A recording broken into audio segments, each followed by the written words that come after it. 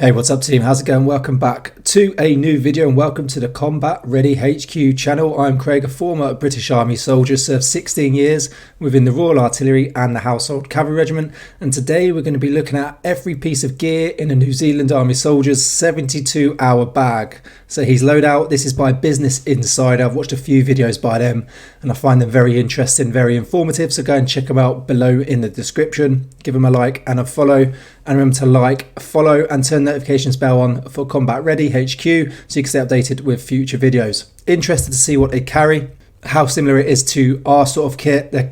It'd be very interesting. So 72 hours, you'd be surprised at how little but also how much kit you can fit in your equipment. Most of it comes down to sort of rations, water, serialized kit, ammunition, all the essentials, but we'll see how they do it compared to the British. Let's go.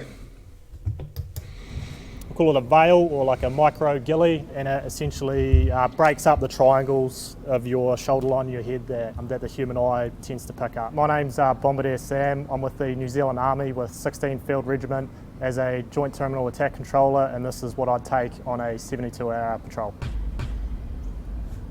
What we'll get. So he's a JTAC in the Royal Artillery, as I was a Bombardier before I transferred over to the Household Cavalry Regiment. So it'd be very interesting to see sort of what he carries compared to when I was working in the fire support teams, working alongside the JTACs. Here is the modular assault rifle light. It's just a 5.56 assault rifle. We've got an ACOG and then a red dot on the top. We've got a PEC 15, which is our laser, and then we've also got pop-up iron sights. What do you have sort of wrapped around it there? What's all that green stuff? It's just a wrap to sort of break up the shape of the rifle. Essentially, if you're operating in close quarters or in close proximity, if you just had a standard black rifle, it would catch the eye and you're more likely to get detected essentially. Here we've got the helmet. It's got the NVG mount. It's got a red light, IR strobe, and then a counterweight for the night vision. You could wear it all day long. It's not too bad. You might get a sore neck after a wee while, but here we've got the battle. So just going off that so far, very similar to what we would carry. We had the SA80L A5 A2 as the 5.56 rifle, similar to theirs, with some sort of scope, and you were able to attach LLMs, which you normally get issued as well. So very similar, and the helmet looked very similar to the new Virtus helmet that they do issue, with the built-in NVG mount, the counterweight on the back to counter the NVG, because in the past it was too heavy. They now have the counterweight on the back. You had the ability to attach an IR strobe, and some lads were attaching sort of red lights to the sides of their helmets as well. So very similar so far. Battle belt. I've got a football gameplay kind of thing, and I can just quick reference it. It's just got pronoun information, and then well, here I got like a CAS brief, so close air support brief, and I'll just have there if I needed to reference it or sort of fill it out on the run. I don't always have the time to pull out a notebook, and I can just quickly scribble something down on it. Standard K-bar knife. A GPS, just chuck it on your wrist just for a quick reference. Individual first aid kit, so if this is just for me only, and then whoever, if I get injured, they can just quickly pull it off and get to whatever material needs. So I've got an extra tourniquet, I've got Israeli bandage, and then we've got chest seals, so if you get shot in the chest or something like that. Obviously, like, you're not a medic, but like you have a lot of first aid training, right? Yeah, we have like upgrade medical courses, so like a combat lifesavers course, so you just get a little bit extra training. Or like just basic combat medical care? Yeah, it's just a bit more than what you would get taught just out of basic training, pretty much, yeah. Here, just got night vision, so just try and keep that on you the whole time. Ideally not in your bag, so if you forget it or leave it, then you can't operate at night. So now, does that attach to your helmet? Yep.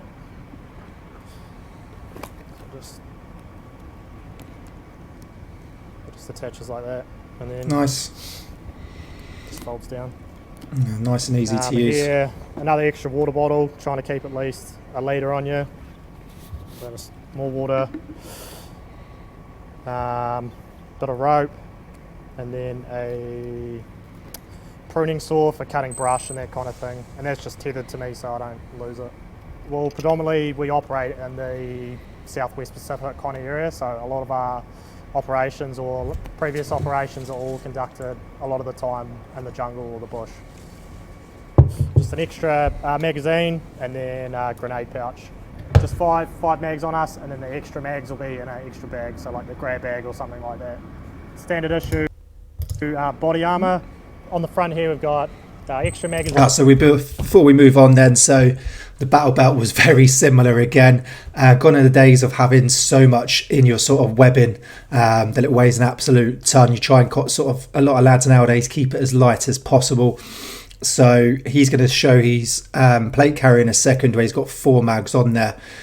You'd either have 5 mags in your belt kit, and then 1 attached to the rifle, grenade pouch, a dump pouch possibly, your standard individual med kit, 1 which is for yourself, but a lot of times you'd have sort of tourniquets either in your leg pockets and your arm pockets, just in case obviously the worst did happen. You could quickly take it out of the pocket and attach it to that limb.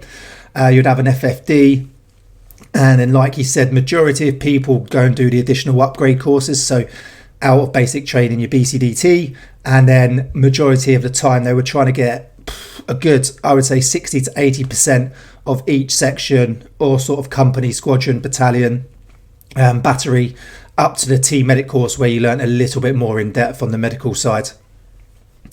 And then you water, a lot of lads sort of have belt kits, shooters belts, where they don't really have water attached now, but if they do have 1 bottle in, and then they use a sort of camelback within their day sack. Night vision, a lot of the time will be attached in your belt kit or close by, so you've always got it on you. So very similar so far. He looks like he's got all his kits squared away for sure. We've got our JTAC, or essentially we can do all our mapping and all our connectivity off this. We can send data missions through radios and that kind of thing like that. We've got our push to talk, so talking on the radio.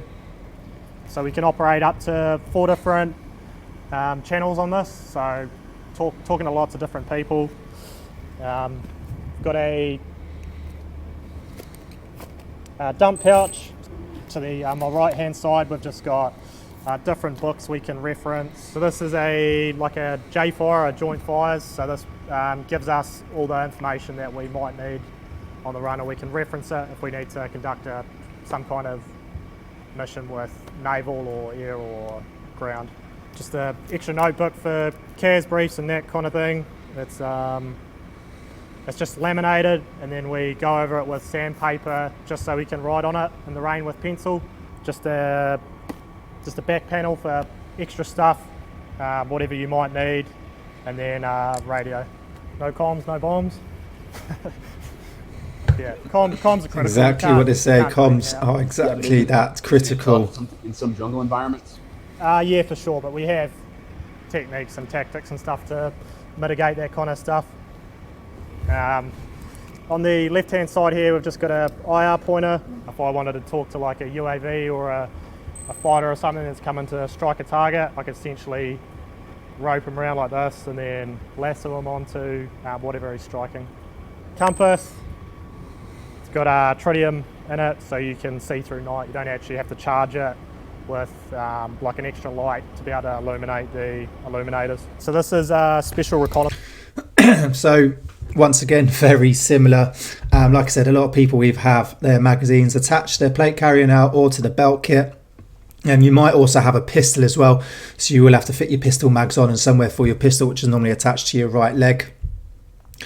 That new sort of JTAC smartphone, they were just getting introduced just as I sort of transferred out, but I do see the lads using them now, and I think they've gone through the trials and they pretty much are standard issue, especially sort of for Ranger Regiment, and even within the artillery now for mapping and even possibly sending sort of like coordinates.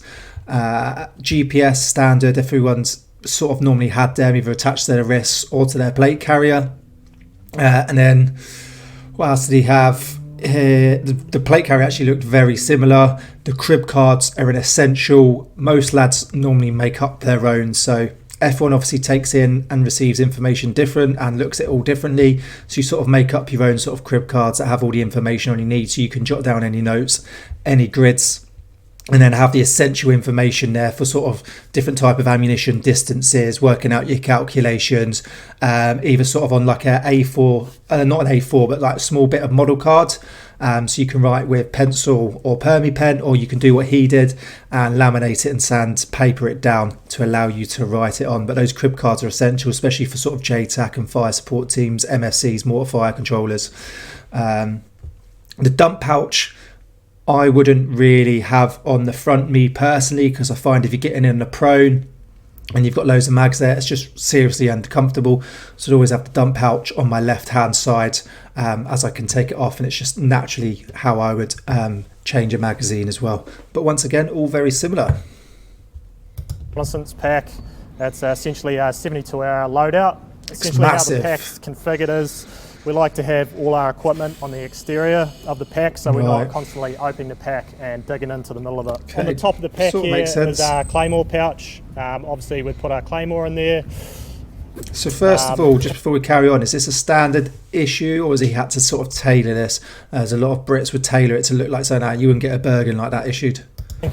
In conjunction to that, would have we call it a veil or like a micro ghillie, and it essentially breaks up the triangle. Not seen this before. Your shoulder line of your head that the human eye tends to pick up. This would be utilised when you're in the observation post or conducting a close target reconnaissance. To the right here, we have we call it a hoochie. What's a hoochie? A hoochie is essentially a TP tarp that we utilise in the field to keep rain off our heads. On the pack itself, we like to keep all our water located on it, so we're not drinking the water from our webbing. Just due if we have to go on the run or some sort, we're not drinking all the water that's already on us. On the side here, we just got wet weather jacket. It's wet weather jacket and wet weather pants. We try avoid wearing them as much as possible because the rustling and the noise can give away your position. Definitely. In this pouch here, we've got jet boil, gas. What's that for? Just heating up your food, pretty much. Hot brews, coffees, those kind of things. Basically a morale tool, keep the morale up. Turns on. There's not too many good things in the field, so anything that can sort of cheer you up. In the front here we have our MREs. What we like to do is we'll break them up into 3 packs essentially. We'll have one that's just full of the meat packs, one's just full of like your scroggin, your skittles and that kind of thing, and then we also have a rubbish bag, just keep everything clean and try and reduce our sign. Yeah. What is scrog? Scroggin is essentially, we basically grab all the nuts and berries and all that kind of stuff, and we'll take them out of their packaging and we'll chuck them into one bag just to reduce all the rubbish and that kind of thing. Makes sense. It's just easier instead of having to break into a new pack every time. Yeah, why is it important to be accountable for your own trash in the field, your own rubbish in the field? Essentially, it gives away sign, and it can give the trackers or enemy sort of a bit of a intelligence picture to sort of who's operating in that area. Yeah, just a quick one. That's exactly that. It does give away that anyone is in the area, especially if you're not meant to be there and you're trying to be covert and obviously get eyes on behind enemy lines. And the British Army decided to give us soldiers nuts in a can that used to rattle and shake. So you used to have to crush them, or do what he would do. You'd have to take the nuts out and put them in a bag, or just not take them with you because you'd have a rattling can following you around in your bag, which is absolutely a stupid idea. A thermal mat here, and then when we're operating, we can just sit behind our pack like so, and then we have access to everything that's on our pack. So it's just like a seat cushion? It's a seat cushion, and it keeps your butt warm. It's just been cut and taped back together just so it folds nicely. At the top of the pack we have essentially a grab bag. The grab bag is essentially contained of all like mission critical equipment, so your radios, any ComSec material, optics that you don't want to get into the enemy's hands. And essentially we have it in the grab bag is just so if we have to go on the run, we're not carrying a massive pack, and it's there good to go. You can see that the straps on the outside just so we can grab it and pull it out.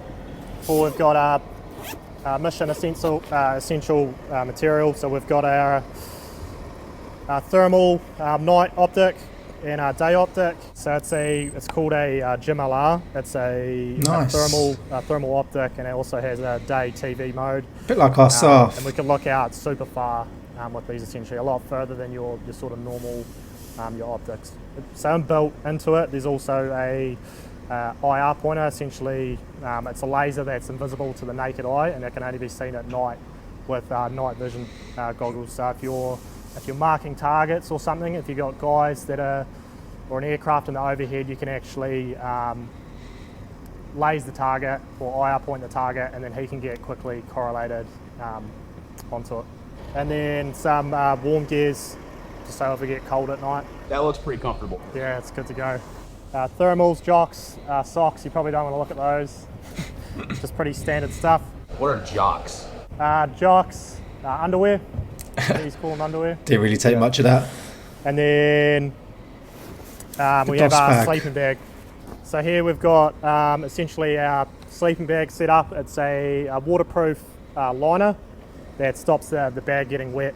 A lot of the time we'll just operate with just this, and we, depending on the TAC scenario, we won't actually deploy the hoochie itself. And then again, we like to order it and how we're going to use it. So when we're jumping into our bag, when we're soaking wet, we try and avoid that. So we'll have dry equipment so we can jump in. So take your wet pants off, chuck some dry pants on, and that's just standard issue jungle bag. And that's everything I'll take on a 72-hour mission. So is it a ruck? Wicked. Like I said, very similar. So we go out on the last little bit of his sort of loadout, how his kit is packed. We would obviously have a Bergen. That looked quite wide and a lot of pouches on the outside. And once again, please let us know if that is actually completely standard issue with the way it comes, or whether they get that tailored like we do. We would normally have a Bergen with 2 side pouches, and a lot of the time we would go and get it tailored with sort of the typical way was 3 pouches, small pouches on the front bottom, and then 1 large pouch on the top. So the 3 pouches on the bottom for any bits of equipment you want to put away, any clothing, warm kit, and then the top one was for your poncho and all your pegs. And then you'd have 2 side pouches as well. And then inside you'd have your sleeping bag, your DOS bag with your dry kit, because wet and dry drills you don't want to be getting wet. Your sleeping bag wet, so you always do your wet and dry drills like they do. With the Gore-Tex jacket, the waterproof jacket, you either had the standard issues, but a lot of people really just spent a nice bit of money and you went and got a Keeler. Well worth getting it. Go and check them out. Keeler jackets, it's worth getting if you are in the British Army or you do a lot of hiking. Highly recommend them, really good. And then you'd have your grab bag, and a lot of times I would normally keep my warm and wet kit and all my serialised kit in my sort of day sack if it was on top of my Bergen, just because if I did have to ditch my Bergen, I could get away without the poncho and the sleeping bag for 24 hours sort of on the run. But I'd have my grab bag, so I'd have like a waterproof jacket like a Keeler, and all my serialised kit, maybe a Shemag. Not seen the micro ghillie before. You have ghillie suits, I only really see snipers sort of use them, so that's quite cool. Not seen that before, we don't use them. But very interesting. I thought it was very similar, exactly how we do it. They actually look really switched on, really professional the way it's got it all packed and all ready to go. He knows exactly what he's going on about. It was, pretty similar and very interesting to watch. But there's not really much we would do too different, really. It was pretty much very similar to how we would have it, just a few sort of different changes in bits of equipment and how we would have it slightly packed. Let us know what your thoughts are, and I'll see you in the next video.